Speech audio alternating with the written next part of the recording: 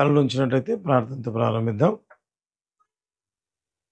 ప్రేమగలిగిన తండ్రి, కృపగలిగిన ప్రభువా, జీవం కలిగిన ఆయన, జీవాధిపతి, బంగారు పాదాలకే వందనాలు, స్తోత్రాలు చెల్లించుకుంటున్నాం. ఆశ్చర్యకరుడా, ఆశ్చర్య కార్యాలు చేసే గొప్ప దేవ స్తోత్రం. కీర్తనీయుడమైన మా దేవుడు మీరే. వెల్పలలో మీ వంటి వారు లేరు అయ్యా. పరిశుద్ధతలో నీకు సమము సాటి అయిన దేవుడు లేరు గనుక నీకు వందనాలు. మీరు ప్రేమించి ఇచ్చిన ఈ దినాన్ని బట్టి వందనాలు. ఈ దినపు వాక్యం ద్వారా నీ బిడ్డలతో మీరు మాట్లాడినట్టుగా ఒక్కొక్క బిడ్డతో నేరుగా, బహుస్పష్టంగా, తేటగా మీరే మాట్లాడి మహిమ పొందమని ప్రార్థించు. వినగల చెవి, గ్రహించగల మనస్సు ప్రతి బిడ్డకు అనుగ్రహించు. తండ్రి దేవ, కేవలం మీరు మాత్రమే పొందమని సమస్త మహిమ నీకే చెల్లిస్తూ ముందున సమయంతోనే నడిపించు. యేసు నామమున అడుగుతున్నాము తండ్రి. ఆమేన్, ఆమేన్, ఆమేన్. హల్లెలూయా. నిజంగా ప్రేమైన వాళ్ళరా, దేవుని మాట గురించి లేకపోతే దేవుని వాక్యం గురించి అనేక సార్లు అనేక మాటలు మనం వింటూ ఉంటాం. ఏంటి అంటే బైబిల్ చెప్తుంది ఆయన మాటలు మనములను బ్రతికిస్తుంది. అంటే ఏమని రాయబడి ఉంటుంది? నీ వాక్యమే మమ్మల్ని బ్రతికించున్నది, నీ బాధలలో మాకు నెమ్మది ఇచ్చినది. అంటే మన బాధలలో ఏం చేస్తుందంట? నెమ్మది ఇస్తుంది. అంటే బ్రతికించేది కూడా దేవుని మాటే అంట ప్రేమైన వాళ్ళ. హల్లెలూయా. అంతేకాకుండా ఇంకా బైబిల్లో రాయబడిన మాట, ఆయన మాటలు తేనె కంటేను, జుంటు తేనె ధారల కంటేను అతి మధురము అన్న మాట కూడా కనబడుతూ ఉంటుంది. హల్లెలూయా.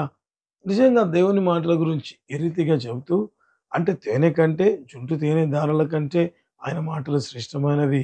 ఆయన మాటలు ఏ రీతిగా ఉంటాయి అంటే అవి బ్రతికించేటివి. అంటే బాధలో ఉండే వాళ్ళను నిజంగా ఏం చేస్తాయంట దేవుని మాటలు?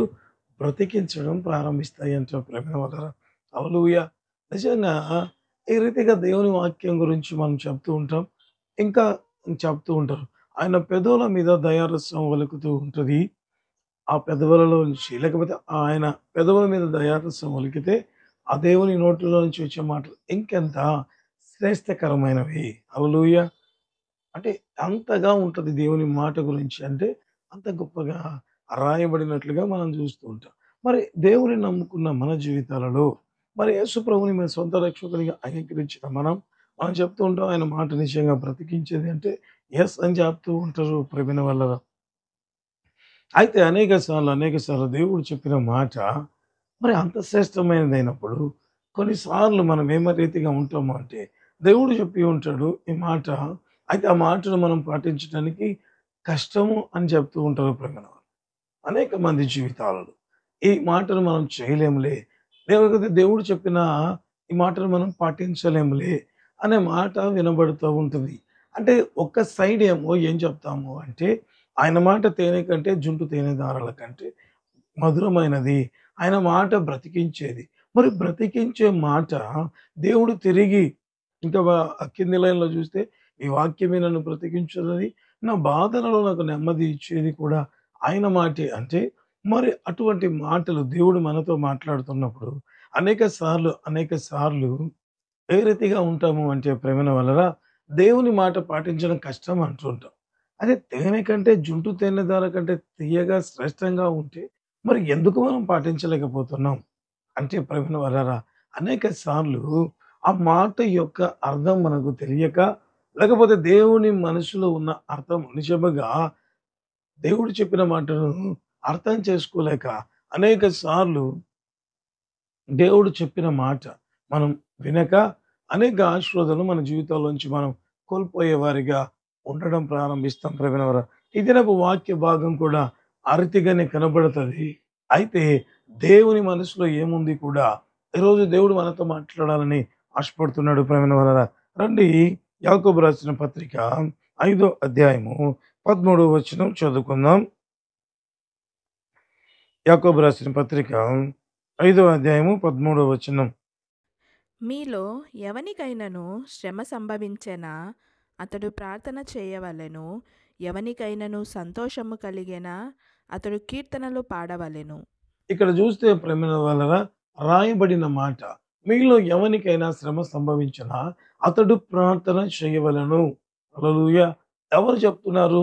ఏ దేవుని మాట అయితే బ్రతికిస్తదో, ఏ దేవుని మాట అయితే మనకు బాధలలో నెమ్మది కలుగజేస్తదో, నిజంగా ఏం దేవుని దయారసం ఆయన పెదవుల మీద ఒలుకుతుండగా, ఆ దయ కలిగిన దేవుడు మాట్లాడిన మాట ఇది ప్రేమన. ఈ మాట చదువుతుండగానే నిజంగా ప్రేమన వలన ఏ రీతిగా ఉంటది అంటే, శ్రమలో ఎక్కడ ప్రార్థన చేయగలుగుతారులెండి. శ్రమలో ఎట్లా ప్రార్థన చేయగలుగుతారు? అది కష్టము అన్న మాట విశ్వాసులుగా పిలువబడుతున్న దేవుని బిడ్డల నోట కూడా వినబడుతా ఉంటది ప్రేమైన వలన అనేక సార్లు. ఎందుకంటే, అయ్యా ఈ సమస్యలో నేను డిసప్పాయింట్ అయిపోయి ఉన్నాను. లేకపోతే అనేక మందిని చూస్తూ ఉంటాం. ఎందుకు మీరు ప్రార్థనకు రావడం లేదు? లేకపోతే ప్రార్థన చేసుకోవడం లేదు అని అడిగితే వాళ్ళు చెప్పే మాట, అయ్యా నాకు శ్రమ సంభవించింది. కాబట్టి నేను ప్రార్థన చేసుకోలేకుంటున్నాను. లేకపోతే నేను శ్రమలో ఉన్నాను. దానివల్ల డిస్టర్బ్ అయ్యాను.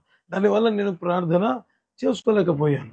అయితే దేవుడు ఏం చెప్తున్నాడు? బైబిల్ ఏం చెప్తది అంటే, మీలో ఎవనికైనా శ్రమ సంభవించిన యెడల వాడు ప్రార్థన చేయవలెను. మరి దేవుడు చెప్తున్న అంత శ్రేష్టమైన మాట ఉంటుండగా, ఇది ఎక్కడ సాధ్యమవుతదిలే. ఎందుకంటే, నా హృదయం ఇప్పుడు ప్రార్థన చేసే లేకపోతే పరిస్థితిలో నేను లేను అన్న మాట విశ్వాసుల్లో వినబడుతూ ఉంటది ప్రేమన వలన. నిజంగా ప్రభువా! అంత కష్టమైనటిదేనా చెప్పావా మాకు? ఎందుకంటే, నీ మాటలు అంత శ్రేష్టమైనదని బైబిలే చెప్తది. ఇక్కడ చూస్తే మరి కష్టంగా ఉందా? అని అంటే, దేవుడు చెప్పే మాటలు ఈరోజు మనం చూడ్డం ప్రారంభిద్దాం ప్రేమన వలన.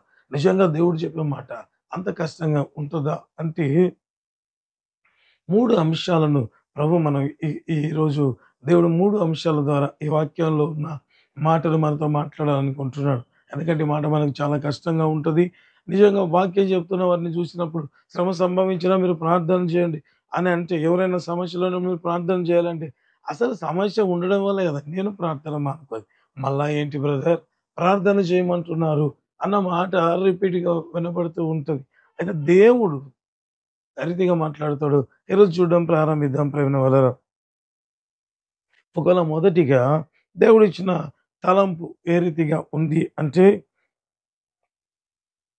ఎవరికైనా ప్రవీణ వలన సంభవించినప్పుడు, శ్రమ సంభవించినప్పుడు లేకపోతే ఇబ్బంది కలిగినప్పుడు ఏం జేస్తారు అంటే, వారికి బాగా ఇష్టమైన వ్యక్తుల దగ్గరికి వెళ్లి చెప్పడం ప్రారంభిస్తారు.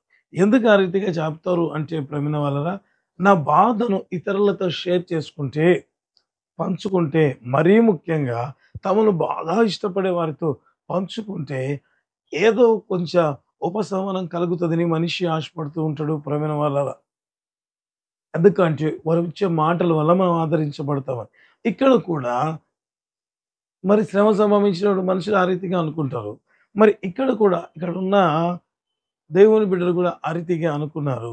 మరి ఏం జరిగిందో ఇప్పుడు మనం చూడడం ప్రారంభిద్దాం. ఆదికాండము 30 అధ్యాయము 1, 2 వచనాలు చదువుకుందాం. రాహేలు తాను యాకోబునకు పిల్లలు కనకపోవుట చూచి తన అక్కయందు అసూయపడి యాకోబుతో, నాకు గర్భఫలము నిమ్ము, లేని ఎడల నేను చచ్చెదనెను. యాకోబు కోపము రాహేలు మీద రగులుకొనగా అతడు, నేను నీకు గర్భఫలమును ఇయ్యకపోయినా దేవునికి ప్రతిగానున్నానా అనెను. ఇక్కడ చూస్తే ప్రేమైన వాళ్ళరా సాధారణంగా ఎవరైనా సరే మనుషులు బాధ కలిగినప్పుడు ఏం చేస్తారు? ఇతరులతో పంచుకోవడం ప్రారంభిస్తారు. ఎందుకంటే ఉపశమనం కలుగుతది అని, లేకపోతే బాధ కొంచెమైనా తగ్గుతది అని. ఇక్కడ కూడా ఈ వ్యక్తి జీవితంలో ప్రేమైన వాళ్ళరా మరి తనను అధికంగా ప్రేమించే తన భర్త అయిన యాకోబు దగ్గరికి వెళ్ళి ఆమె అడిగింది ఏమని? అయ్యా నాకు ఈ సమస్య ఉంది అంటే ఆ బైబిల్‌లో రాయబడి ఉంటది. యాకోబు కోపము రాహేలు మీద రగులుకొనగా అంటే ఈ సమస్యలో నిజంగా ప్రేమిన వల్ల ఆమె ఆ వ్యక్తి దగ్గరికి వెళ్లి చెప్పినట్లుగా మనం చూడడం ప్రారంభిస్తాం ప్రేమిన వల్ల. చెబితే ఏమైనా జరిగిందా అంటే ఏమీ జరగలేదు ప్రేమిన వల్ల. అంటే తన జీవితంలో తనకున్న సమస్య నిజంగా ఎట్లా ఉంటది అంటే రాహేలు కోసమని దాదాపుగా 20 సంవత్సరాలు యాకోబు తన మామ అయిన లాబాను దగ్గర ఉండినట్లుగా మనం చూడడం ప్రారంభిస్తాం. అంటే రాహేలు కోసమే గదా! ముందు 7 సంవత్సరాలు చేశాడు. ఆ తర్వాత మోసగించబడ్డాడు కాబట్టి తిరిగి రాహేలు కోసం మరి ఒక 7 సంవత్సరాలు బైబిల్‌లో రాయబడి ఉంటది. అవి తక్కువగా కనపడ్డాయంట యాకోబుకు. అంటే ఇంతగా ప్రేమించిన వ్యక్తి దగ్గరికి వెళ్ళి ఆమె చెబితే ఏమాత్రమైన ఉపశమనం కలిగిందా అంటే ఏమాత్రము కలగలేదు ప్రేమ వల్ల. ఏమాత్రము కలగలేదు. అనేక సార్లు దేవుని బిడ్డలు ఏ రీతిగా ఉంటారంటే సమస్య వచ్చినప్పుడు ఇతరులతో పంచుకోవడానికి ఆశపడతారు. కానీ దేవుని దగ్గరికి ప్రార్థన చేయడానికి వెళ్ళడానికి ఇష్టపడరు ప్రేమైన వల్ల. యాజ్ ఇట్ ఈస్‌గా ఇదే రీతిగా బైబిల్‌లో కూడా మనం చూసాం. రాహేలు ఏం చేస్తా ఉంది? తనకున్న సమస్యను తీసుకొని వెళ్లి తాను అధికంగా ప్రేమించే యాకోబుకు చెబితే ఏ ప్రయోజనము కలగలేదు ప్రేమైన వాళ్ళ. అయితే దేవుడు చెప్పాడు గదా! మీరు శ్రమ సంభవించిన ఎడల మీరు ప్రార్థన చేయాలి అని. మరి మనిషికి మామూలుగా మనమంతా కోరుకుంటాం. ఎవరి దగ్గరికైనా వెళ్లి మాట్లాడడానికి. కొన్ని గంటలైనా మాట్లాడతారు ప్రేమైన వాళ్ళ. కొన్ని గంటలైనా. ఎందుకంటే ఆ సమస్య భారం నాకు తగ్గిపోవాలి అని. ఇప్పుడు అంతగా ప్రేమించే వ్యక్తి దగ్గరికి వెళ్లి చెబితే ఆమెకు ఉపశమనం గూడా కలగలేదు ప్రేమైన వాళ్ళ. అనేక సార్లు మనం గూడా అనేక మందితో షేర్ చేసుకుంటుంటాం ప్రార్థనకు వెళ్ళకుండా. అయితే ఇక్కడ దేవుడు చెప్పాడు ప్రార్థన చేయండి. ఇప్పుడు చూద్దాం ప్రేమైన వాళ్ళారా. ఆదికాండం 30వ అధ్యాయము 22, 23 వచనాలు చదువుకుందాం. దేవుడు రాహేలును జ్ఞాపకము చేసుకొని ఆమె మనవి విని ఆమె గర్భము తెరిచెను. అప్పుడు ఆమె గర్భవతి అయి కుమారుని కని దేవుడు నా నింద తొలగించెననుకొనెను. హల్లెలూయా! అంత చక్కగా ఉంటది చూడండి ప్రేమైన వాళ్ళ. మనుష్యుడు ప్రతి ఒక్కరు కూడా సమస్య వచ్చినప్పుడు ఎవరితో ఒకరితో వారి దగ్గరికి వెళ్లి ఏడ్చి చెప్తూ ఉంటారు. ఎందుకంటే సమస్య తీరుతదా లేదా అన్నది పక్కన పెడితే ఉపశమనం కలుగుతది అని ప్రేమైన వాళ్ళ. ఇక్కడ అదే పని రాహేలు చేస్తే ఏమీ జరగలేదు. అయితే ఎప్పుడైతే బైబిల్‌లో రాయబడింది ఇందాక మనం చదువుకున్నాం గదా! దేవుడు రాహేలు మొర విని అంటే ఏం చేసింది ఆమె? ప్రార్థన చేసింది ప్రేమైన వాళ్ళ. హల్లెలూయా! అప్పుడు ఏమైంది అంటే ఆమె గర్భము ధరించి కుమారుని కని. లేకపోతే ఇంకా రాయబడి ఉంటది. ఆమె అంటది గదా! దేవుడు నా నిందను తొలగించెను. హల్లెలూయా!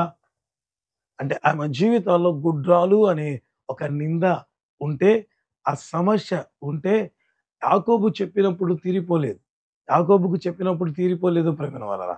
ఎప్పుడైతే దేవునికి చెప్పడం ప్రారంభించిందో తీరిపోవడం ప్రారంభించింది. హల్లెలూయా! హల్లెలూయా! అంటే నిజంగా ప్రేమైన వాళ్ళరా మొదటిగా మనం చదివినప్పుడు ఏది ఎవరికైనా శ్రమ సంభవించినా అతడు ప్రార్థన చేయవలెను అంటే ఆ మాట కష్టంగా ఉంది అంటాం. కానీ ఇతరులతో మాట్లాడుతూ ఉంటాం. ఇతరులతో షేర్ చేసుకుంటుంటాం. అయితే దేవుడు ఎందుకు చెప్పాడు? అది కష్టమా అంటే మీరు ఇతరులతో షేర్ చేసినట్లుగానే నాతో చెప్పండి. నాతో చెప్పండి. అది కష్టమా? ఎవ్వరు వచ్చినా దిగాలుగా ఉన్నావే అని ఒక్క మాట అడిగితే చాలు మొదలుపెడతాం ప్రేమను. ఇది ఈ రీతిగా జరిగింది. ఇంకా కొంతమందైతే అది తట్టుకోలేక ఇతరులతో ఫోన్స్ అయినా చేసి మాట్లాడుతుంటారు. ఒకవేళ వ్యక్తికులు దగ్గరగా లేకపోతే. ఎందుకంటే ఈ రీతిగా జరిగింది నా జీవితంలో. అయితే నిజంగా ప్రేమైన వాళ్ళ దేవుడు ఎంతో అందుబాటులో మనకుంటున్నాడు. హల్లెలూయా! అంటే నువ్వు ఎక్కడ ఎప్పుడు శ్రమలో ఉన్నా నువ్వు అంటే నేనేం చెప్తున్నానంటే దేవుడు చెప్పిన మాట కష్టం కాదు. నీ శ్రమలో నువ్వు ప్రార్థన చేయడం కష్టం కాదు. ఎందుకంటే దేవుని వాక్యం బ్రతికించేది. హల్లెలూయా! బ్రతికించేది ప్రియమైన వాళ్ళ. అందుకే ఆమె జీవితంలో అన్న ఆ నింద తొలగించి వేసింది. ఎప్పుడైతే ఆమె ఆ మాట పాటించడం ప్రారంభించిందో ఈజీనే ప్రియమైన వాళ్ళు. అంతకుముందు యాకోబుకు చెప్పింది. తర్వాత యాకోబుతో కాదు దేవునితో చెప్పడం ప్రారంభించింది. తద్వారా ఏమైంది? సమస్య తీరిపోయినట్లుగా మనం చూడడం ప్రారంభిస్తాం ప్రేమ. ఇంకా చూద్దామా? శ్రమ వస్తే మనం ఏ రీతిగా రియాక్ట్ అవుతాము ఈ లోకంలో అంటే ప్రేమైన వాళ్ళరా ఒకవేళ నాకు కనిపిస్తది బాగా ఇష్టం ఉన్న వాళ్ళకు చెప్పాలని ఇక్కడ ఇష్టపడింది. ఇక్కడ చూస్తే ఇంకొక వాక్య భాగాన్ని మనం చూద్దాం. ఆ వ్యక్తి జీవితంలో ఎటువంటి అనుభవం గుండా వెళ్ళాడో ఇప్పుడు చూడడం ప్రారంభిద్దాం ప్రేమైన వాళ్ళరా. ఆదికాండము 21వ అధ్యాయము 14-16 వరకున్న దేవుని వాక్యాన్ని చదువుదాం. ఆదికాండము 21వ అధ్యాయం 14-16 వరకు. కాబట్టి తెల్లవారినప్పుడు అబ్రహాము లేచి ఆహారమును నీళ్ల తిత్తిని తీసుకొని ఆ పిల్లవానితో కూడా హాగరునకు అప్పగించి ఆమె భుజము మీద వాటిని పెట్టి ఆమెను పంపివేసెను. ఆమె వెళ్ళి బెయేర్షెబా అరణ్యములో ఇటు అటు తిరుగుచుండెను.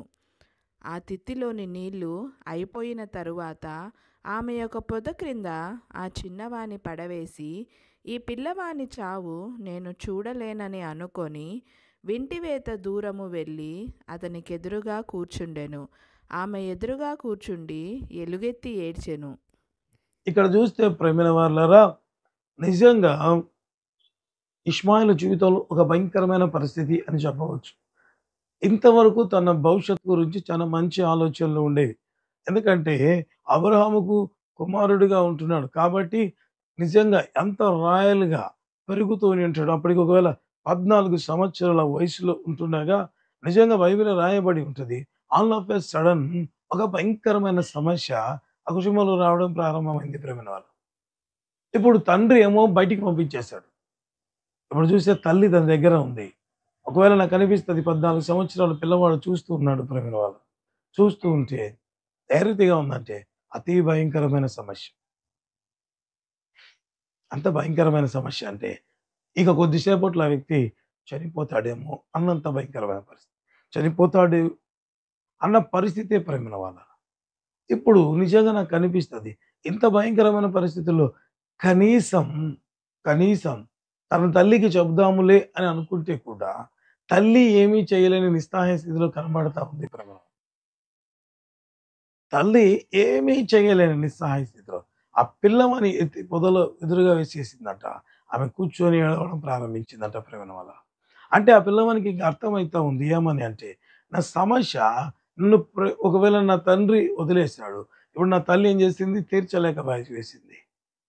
ఇక ఏం కనబడతా ఉంది అంటే, అంటే ఒకవేళ కొన్నిసార్లు మన సమస్య మనం ఎవరికి చెప్పినా తీరదు అన్న పరిస్థితి గుండా వెళితే కూడా అంతటి భయంకరమైన సమస్య అయినా మనల్ని ప్రేమించే వారికి కొంతమంది చెప్పి అవసానం పొందుతారు. ఇక్కడ చూస్తే ఆ పిల్లవానికి ఆ ఛాన్స్ కూడా లేదు ప్రేమలో. తను ప్రేమించే తల్లి తన దగ్గర ఉన్నా తను ఏమీ చేయలేదు కాబట్టి ఆ వ్యక్తి చెప్పకుండా సైలెంట్‌గా ఉండడం ప్రారంభించాడు. అయితే ఆ పిల్లవాడు చేసిన పని ఏంటో ఇప్పుడు మనం చూడడం ప్రారంభిద్దాం. అదే ఆదికాండము 21 అధ్యాయం 17-19 వరకు. దేవుడు ఆ చిన్నవాని మొరను వినెను. అప్పుడు దేవుని దూత ఆకాశము నుండి హాగరును పిలిచి, హాగరు, నీకేమి వచ్చినది? భయపడకుము. ఆ చిన్నవాడున్న చోట దేవుడు వాని స్వరము విని ఉన్నాడు. నీవు లేచి ఆ చిన్నవాని లేవనెత్తి నీ చేత పట్టుకొనుము. వానిని గొప్ప జనముగా చేసేదనని ఆమెతో అనెను. మరియు దేవుడు ఆమె కన్నులు తెరచినందున ఆమె నీళ్ల ఊట చూచి వెళ్ళి ఆ తిత్తిని నీళ్లతో నింపి చిన్నవానికి త్రాగనిచ్చెను. హల్లెలూయా! ఏం అర్థమవుతా ఉంది అంటే, ఇక చెప్పి కూడా తనను ప్రేమించే వ్యక్తులు ఏం చేస్తారు? ఇక హ్యాండ్స్ అప్ అని చేతులెత్తారు ప్రేమన. తండ్రేమో అక్కడి నుంచి పంపించాడు. ఇప్పుడు తీసుకొచ్చిన తల్లి ఏం చేస్తా ఉంది? నేను ఏం చేయలేను అని నిజంగా ఒక నిస్సహాయ స్థితిలో ఉంటే ఇక ఏం చేయాలి? అంటే నిజంగా ప్రేమను అందుకే దేవుడు చెప్పాడు కదా!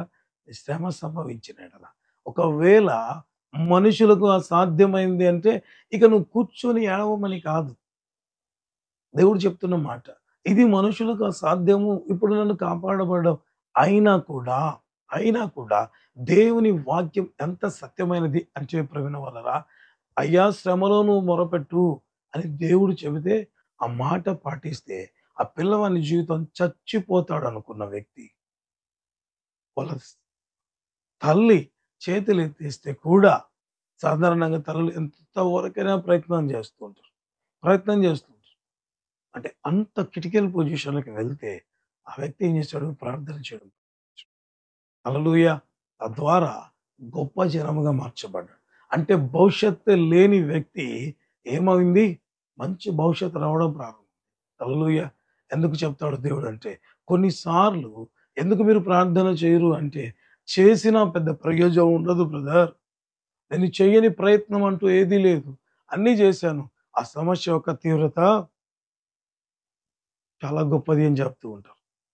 అంతే కదా! చాలా ప్రయత్నాలు చేశాం. అంటే సమస్య వచ్చినప్పుడు నేనేం ఖాళీగా లేను. నేను చాలా ప్రయత్నం చేశాను. అయితే ఎక్కడ కూడా నా జీవితంలో ఇక ఆదరణ కలగడం లేదు. కాబట్టి నేను నిస్సహాయ స్థితిలోకి వెళ్తున్నాను.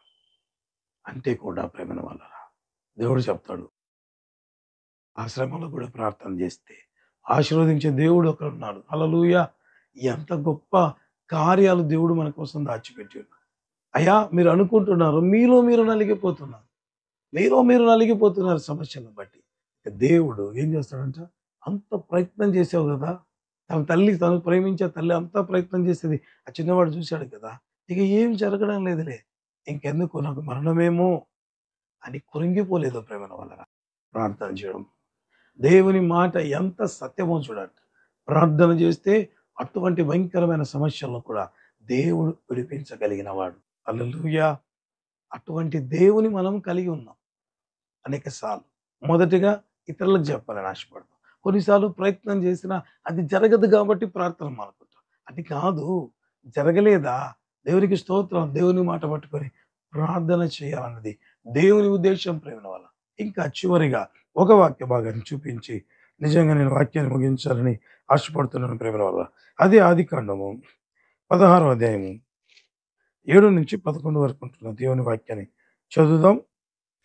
యెహోవా దూత అరణ్యములో నీటి బుగ్గ యొద్ద అనగా షూరు మార్గములో బుగ్గ యొద్ద ఆమెను కనుగొని, శారయి దాసి అయిన హాగరు, ఎక్కడ నుండి వచ్చితివి, ఎక్కడికి వెళ్ళుచున్నావని అడిగినందుకు అది, నా యజమానురాలైన శారయి యొద్ద నుండి పారిపోవుచున్నానెను. అప్పుడు యెహోవా దూత, నీ యజమానురాలి యొద్దకు తిరిగి వెళ్ళి ఆమె చేతి క్రింద అణగియుండుమని దానితో చెప్పెను. మరియు యెహోవా దూత, నీ సంతానమును నిశ్చయముగా విస్తరింపజేసెదను, అది లెక్కింప వీలు లేనంతగా విస్తారమవునని దానితో చెప్పెను. మరియు యెహోవా దూత, ఇదిగో, యెహోవా నీ మొరను వినెను, నీవు గర్భవతివై ఉన్నావు, నీవు కుమారుని కని అతనికి ఇష్మాయేలు అను పేరు పెట్టుదువు. అక్కడన్నా చూస్తే కనీసం వారి తరపున ప్రయత్నం చేసిన తర్వాత వాళ్ళున్నారులే అనే నమ్మకంలో అది ఫెయిల్ అయితే కానీ ప్రార్థన చేయడం ప్రారంభించం. అనేక సార్లు ఎవరికైనా చెప్పి ఉంటాం. వాళ్ళు ట్రై చేస్తుంటారు. వాళ్ళు ఫెయిల్ అయితేనే ఇంక మనం కృంగిపోతాం అయిపోయిందిలే. ఇక్కడ చూస్తే ప్రేమ వాళ్ళరా ఇంకా భయంకరమైన సమస్య. ఏంటి అంటే అసలు ఇంకే ట్రైల్ చేయడానికి ఎవరు లేరు ప్రేమల వాళ్ళరా. ఎందుకంటే ఎక్కడైతే తను ఉందో అక్కడి నుంచి వెలివేయబడింది. కనీసం ఇష్మాయిలుకు వాళ్ళ తల్లి అటు ఇటు బెర్షెబా అరణ్యంలో తిరగడం వలన ప్రయత్నం అన్న జరిగింది సమస్య. ఇక్కడ చూస్తే ఏమీ కనబడడం లేదు. ఏమాత్రము కనబడడం లేదు. నిజంగా అంత దారుణమైన పరిస్థితి అంటే మాటల్లో చెప్పలేదు. ఎందుకంటే ఒక గర్భవతిగా ఉన్న వ్యక్తి పారిపోయిందంటే బైబిల్ గ్రంథంలో రాయబడి ఉంటది కదా! నిజముగా యెహోవా దూత అరణ్యములో అరణ్యానికి పారిపోయిందంటే ప్రేమ. ఆ టైంలో ఎటు చూసినా కూడా కనీసం ఆమెకు సపోర్ట్ చేసే వ్యక్తులు కూడా లేరు ప్రేమ. అయితే బైబిల్ రాయబడింది. దేవుడు అంటాడు కదా! యెహోవా నీ మొర వినెను. అంటే ఆ సమస్యలో అవు ప్రభువా ఎట్లా నా భవిష్యత్ అని దేవుని దగ్గర మొరపెడితే దేవుడు ఏం చేస్తాడు? ఆశీర్వదించడం ప్రారంభించాడు. హల్లెలూయా! మరి మన జీవితాలలో ఈ 3 మనం మనస్ఫూర్తిగా ప్రయత్నం చేస్తాం. ఏది? ఎవరైనా ఉంటే బాగుంటదని ప్రేమించి వారికి చెప్తాం. ఆ తర్వాత ఎవరైనా ప్రయత్నం చేస్తుంటే వారి వైపు చూస్తూ ఉంటాం. ఆ తర్వాత ఎవరు లేకుండా ఉంటే ఇంకా కృంగిపోతాం. అయితే ఈ ముగ్గురు కూడా ఆ పరిస్థితుల్లో వారు కూడా అదే ఆశపడ్డారు. కానీ అది జరగనందున వారు దేవునికి మొరపెట్టారు. ఆడ అది చేసినప్పుడు అద్భుతం జరగలేదు ప్రేమినవారు. అంటే మనిషి ప్రయత్నం లేకపోతే మనుషుడికి సాధారణంగా అనుకుంటూ ఉంటారు కదా! చెప్పినప్పుడు బాధ తగ్గిపోతది. లేకపోతే నా కోసం ఎవరైనా ప్రయత్నం చేస్తుంటే ఓకే. నేను అద్భుతం పొందుతానేమో. అందుకే ఖచ్చితంగా చెప్తూ ఉంటారు. ఒకవేళ నాకు అనిపిస్తది నీళ్ళ తిత్తి అయిపోతున్నా గాని ఆమె భయపడి ఉంటదా? కంపల్సరీగా ఇస్మాయిల్ అని అంటాడు, అమ్మా నాకు నీళ్లు దప్పిక అవుతున్నాయి. ఇప్పుడు ఆమె ఏం చేస్తుంది, బెర్షెబా అరణ్యంలో అటు ఇటు తిరిగి ప్రయత్నం చేసింది ప్రేమ. ప్రయత్నం చేయకుండానే ఇక చచ్చిపోతాడు అనుకునిందా? లేదు ప్రేమ. సో ఇప్పుడు ప్రయత్నం చేయరు. అంటే ఇస్మాయిల్ ఏం చేస్తాడు, మొదటిగా వాళ్ళ అమ్మకి చెప్పి ఉంటాడు, ఆ ప్రయత్నం ఫెయిల్ అయ్యింది. అంటే ఇక్కడ ఆదరించబడాలని చెబితే ఫెయిల్ అయ్యారు.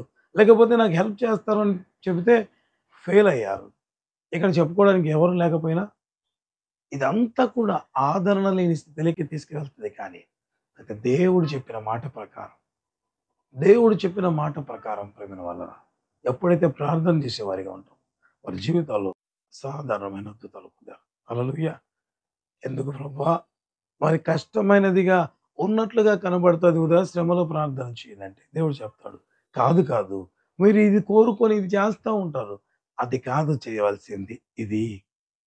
అది కాదు చేయవలసింది ఇది. మనుషులకు చెప్పడం కాదు, దేవునికి మొరపెట్టేవారిగా ఉండాలి. అప్పుడు మన జీవితంలో అద్భుతాలు జరుగుతాయి. నిజంగా ప్రేమైన వాళ్ళ దేవుని మాట బ్రతికిస్తది. దేవుని మాట బ్రతికిస్తది ప్రేమైన వాళ్ళ. అనేక సార్లు, ఎన్నిసార్లు శ్రమలు ప్రార్థన చేయకుండా మానుకున్నాం. ఎన్నిసార్లు ఇతరులకు చెప్పి ఫెయిల్ అయ్యారు కాబట్టి వదిలేసాం. ఎన్నిసార్లు ఇక నాకు ఎవరు లేరులే, ప్రయత్నం కూడా చేయడం వ్యర్థం అన్నట్లుగా ఉన్నాం. అయితే దేవుడు మనతో నేరుగా మాట్లాడుతున్నాడు. ఈ స్థితిలో నువ్వు ఉన్నావా? అయితే ప్రార్థన చేయి. నీ ప్రార్థన విని అద్భుతాలు చేసే దేవుడు సిద్ధంగా ఉన్నాడు. చిన్నవాని మొర విన్నాడు, ఆగరు మొర విన్నాడు, రాహేలు మొర విన్నాడు. మనం సేవిస్తున్న దేవుడు ఎవరంటే ప్రార్థన ఆలకించువాడు. హల్లెలూయా! అందుకే ఆయనకి రాయబడిన మాట, ప్రార్థన ఆలకించువాడా సర్వశరీరుల దగ్గరికి వస్తాడు. హల్లెలూయా! అంటే దేవుని కలిగి ఉంటుండగా, అటువంటి దేవుడు శ్రేష్టమైన సందేశాన్ని మీకు ఇచ్చింటుండగా ఆ మాటలు పట్టుకుందాం, ప్రార్థన చేద్దాం. తద్వారా ఏదైతే ఇన్ని రోజులు మీ జీవితంలో పెండింగ్‌గా ఉంటున్నదో ఆ అన్ని సమస్యలను తీర్చడానికి దేవుడు సిద్ధంగా ఉంటుండగా అటు అద్భుతాలు పొంది వీరిలాగా, బైబిల్ ఉన్న వారిలాగా సాక్ష్యం పొంది, అద్భుతాలు పొంది సాక్షులుగా నిలబడతాం. ఆశీర్వదించబడిన బిడ్డలుగా ఉండడం ప్రారంభిద్దాం. తలలు వంచి ప్రార్థన చేయడం ప్రారంభిద్దాం. ప్రేమ కలిగిన తండ్రి, కృప కలిగిన ప్రభువా, జీవం కలిగిన ఆయన, జీవాధిపతి, ఈ బంగారు పాదాలకి వందనాలు, స్తోత్రాలు చెల్లించుకుంటున్నాం ప్రభు. ఆశ్చర్యకరుడవు, ఆశ్చర్య కార్యాలు చేసే గొప్ప దేవుడు మీరే నాయన. కీర్తనీయుడైన మా దేవానికి వందనాలు. వెల్పలలో మీ వంటి వారు లేరు నాయన.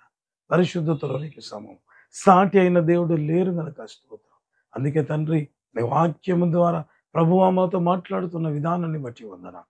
అయ్యా, అనేక సార్లు మేము ప్రేమించిన వారికి చెప్పి విఫలమై సైలెంట్‌గా ఉన్నవారిగా, లేకపోతే మా కోసం ప్రయత్నం చేస్తున్న వ్యక్తుల కోసం చెప్పి విఫలమైన వ్యక్తులుగా, అసలు నాకు ఎవరు ప్రయత్నమే చేయరు, కాబట్టి నేను ఆ సమస్య విషయంలో ఆశ వదులుకుంటే మంచిది అన్న ఫీలింగ్‌లో మేముంటే ప్రభువా, కాదు, అన్ని విషయాలలో కూడా మీరు దేవుని వైపు చూసినప్పుడు అద్భుతాలు పొందిన వ్యక్తులుగా వారి జీవితాల్లో మీరు వాక్యం ద్వారా మాకు చూపించినందు బట్టి వందనాలు నాయన. వాక్యం వింటున్న ప్రతి బిడ్డ జీవితంలో అద్భుతాలు చేయండి. అలాగే ఎంతో ఎన్నో దినాలుగా లాంగ్ పెండింగ్ ప్రాబ్లమ్స్ తొలగించండి నాయన. ప్రార్థనలో పట్టుదల కలిగి ఇక ప్రార్థించే బిడ్డలుగా ఒక్కొక్కరిని మీరే తయారు చేయండి నాయన. అయ్యా, గంటల తరబడి తండ్రి, గంటల తరబడి ప్రభువ దేవునితో పెనుగులాడే అనుభవాన్ని అనుగ్రహించుమని ప్రార్థిస్తున్నాం. అయ్యా, ఏ రీతిగా అంటే ప్రార్థనలో ఉన్న అవునుతని ప్రార్థిస్తూ విజయం పొందే కృప చేత ప్రతి బిడ్డను నింపుమని ప్రార్థిస్తున్నాను. నాయన, ప్రకటించింది నేను కాదు నాయన, ప్రకటించబడిన వాక్యం నాది కాదు నాయన, నా దేవుంది కనుక అదే దేవుడవై నీ బిడ్డల జీవితంలో ప్రత్యక్షము కమ్మండి ప్రభువా. వారి జీవితంలో అద్భుతాలు, ఆశ్చర్య కార్యాలు, నేను సూచక క్రియలు, మహత్కార్యాల బలము ప్రభా మీరే కనపరిచి మహిమ, ఘనత, ప్రభావములు కేవలం కేవలం మీరు మాత్రమే పొందండి. పరిశుద్ధాత్మ దేవ, ఎంతమంది అయితే ప్రార్థనలో జీవిస్తున్నారు, ఇప్పుడే ఇక మీ అద్భుతాలు ప్రారంభించండి. ఇప్పుడే మీ అద్భుతాలు ప్రారంభించండి. అయ్యా, ఇప్పుడే మీరే అద్భుతములు ప్రారంభించండి నాయన. మహిమ కలిగిన దేవుడవై, మహోన్నతుడవై దిగి వచ్చి ఒక్కొక్క బిడ్డ జీవితములు అద్భుతములు ప్రారంభించుమని ప్రార్థించు. వారు ఎదురు చూస్తున్న ప్రతి అద్భుతం, దీవెన, ఆశీర్వాదం నీ బిడ్డలు పొందురుగాక. దయతో మీరేమో ప్రార్థన, అయ్యా దయతో మీరేమో ప్రార్థన, అయ్యా దయతో మీరేమో ప్రార్థన అంగీకరించి మహిమ కలిగిన దేవుడు ఒక్కొక్క బిడ్డ జీవితంలో మీరు సంపూర్తిగా విడుదల వేరనెస్ అయా స్త్రీ సంబంధమైన ప్రతి వ్యాధిని మీరే బాగు చేయండి నాయన. మీ స్వస్థత శక్తి ఇప్పుడు బయలుదేరుతుంది. అటు బిడ్డలను బాగు చేయమని సమస్య కూకటి వేలతో తొలగించబడును గాక యేసు. అయ్యా వారి గర్భఫలం రాకుండా అడ్డుగా ఉన్న ప్రతి దాన్ని బ్రేక్ చేయమని నీ బిడ్డలు పొందుకుందరు. అయ్యా మ్యారేజెస్ తండ్రి జరుగును గాక. అయ్యా సంతానం వల్ల దీవెన అనుగ్రహించమని. అయ్యా అంత మాత్రమే కాకుండా నాయన ఆర్థికపరమైన ప్రతి అద్భుతం అనేక దినాలుగా నిజముగా నాయన కోర్టులో పెండింగ్ ఉంటున్న ఆయా జాబ్స్ విషయం అద్భుతాలు చేయాలి. ఆయా ప్రాపర్టీ విషయంలో అద్భుతాలు చేయాలి. అయ్యా నిజముగా జ్ఞానం చేత కృప చేత అయ్యా నీ బిడ్డలను తండ్రి బలపరిచిస్తారు. ఆత్మలో మరింతగా బలపడ్డం మీ బలమైన కార్యం జరిగించు. ఎవరైతే ఆత్మీయంగా పడిపోయారు వారందరినీ నాయన తట్టి సమస్త మహిమ నీకే చెల్లిస్తాం. ఈ పరిచయం సహకరిస్తున్న ప్రతి బిడ్డ షేర్ చేయడం ద్వారా, ప్రార్థన చేయడం ద్వారా, ఆర్థికంగా బలపరుస్తున్న ప్రతి బిడ్డను మీరు దీవించారు. వారి సేవ ఫలము వారు పొందుకొందురు కాక ఈ బలమైన కార్యాలు జరిగించు. మహిమ ఘనత ప్రభావాలు మీరు మాత్రమే సమస్త మహిమ నీకు చెల్లిస్తాం. యేసు నామం అందు అడుగుతున్నాము తండ్రి. ఆమేన్.